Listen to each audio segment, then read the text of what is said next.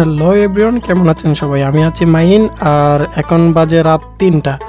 রাত যত গভীর হয় তত আমার ক্ষুধা লাগে। তো হঠাৎ করে ভাবতেছিলাম কি খাওয়া যায় কি খাওয়া যায়। হঠাৎ করে মনে হইলো যে একটা তো পাউরুটি আনছিলাম, চলি আমরা রেসিপি করা যাক। একটা রেসিপিটা করব একটা স্যান্ডউইচ। হ্যাঁ, আর এদিকে আমি যখন রান্না করে আসছি এদিকে মাথাটা একদম গরম হয়ে গেছে। সব কিছু এলোমেলো আর নোংরা হয়ে ছিল। রান্নাঘরটা পুরাই নোংরা হয়ে এসেছিলো। আমি ভাবতেছিলাম কি করা যায়, পরে কি করা যাবে।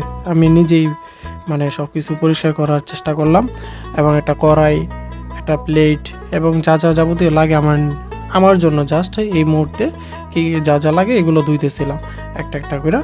হ্যাঁ, ধোয়ার পরে আমি সবগুলো মানানস করে নিতেছিলাম আর ভাবতেছিলাম যে আমাদের খালা ইদানিং বোধহয় কোনো প্রকার মানে গুরুত্ব দেয় না রান্না করে।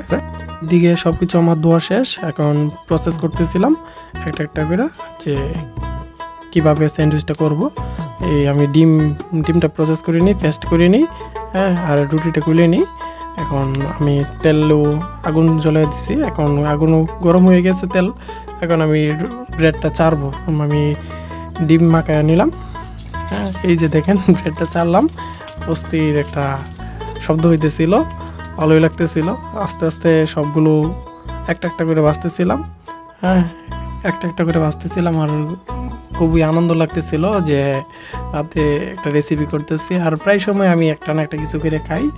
হ্যাঁ, দেখেন অনেকগুলো ভেজে ফেলছি, 4টার মতো ভাজছি। হ্যাঁ, আস্তে ধীরে এখন প্রায় বাজার শেষে। এখন একটা ভাবলাম যে একটা অমলেট করি। হ্যাঁ, ডিমের একটা অমলেটও করে নিলাম। আমার মনে হইতেছিল যে না, ব্রেডটা দিয়া শুধু ব্রেড খাইলে চলবে না, একটা অমলেটও খাইতে হবে। রাতে আমার একটু ক্ষুধাটা বেশি লাগে, তো কি আর করার, কিছু করার নাই। একটা অমলেটও ভেজে নিলাম। দেখেন কি সুন্দর করে একটা অমলেট ভাজলাম। হ্যাঁ, এইভাবে মনে হয় না যে আপনারা মেয়েরাও পারবে। হ্যাঁ, আমি আবার রেসিপি করতে পারি ভালো। দেখেন কি সুন্দর একটা অমলেট করলাম। প্রায় শেষ, আমার ভাজা শেষ, সব কমপ্লিট করেছি। এখন চুলা অফ করে দেবো। স্যান্ডউইচ এবং অমলেটের প্লেট নিয়ে চলে আসলাম আমার রুমে এবং আমি দেখতেছিলাম। আনকে টেস্ট করে দেখবো যে কেমন হয়েছে। কি মজা, ভালোই লাগতেছিল, খুব ভালোই লাগতেছিল। আর ভাবতেছিলাম যে যদি এই ভালো লাগা খাবারটা যদি আমি ভবিষ্যতে আমার বউকে কইরা খাওয়াই, তো আমার বউ তো আমার দিয়ে প্রতিদিন করাইবো। তো আমি ভাবতেছি আর এইরকম রেসিপি করে আমার ভবিষ্যতে আপাতত বউকে খাওয়াবো না। হ্যাঁ, আপাতত এই পর্যন্তই শেষ ভিডিওটা। যারা যারা এখন এই পর্যন্ত দেখছেন সবাইকে টাটা, আল্লাহ হাফেজ। আর সবাই আমার পাশে থাকবেন। আল্লাহ হাফেজ।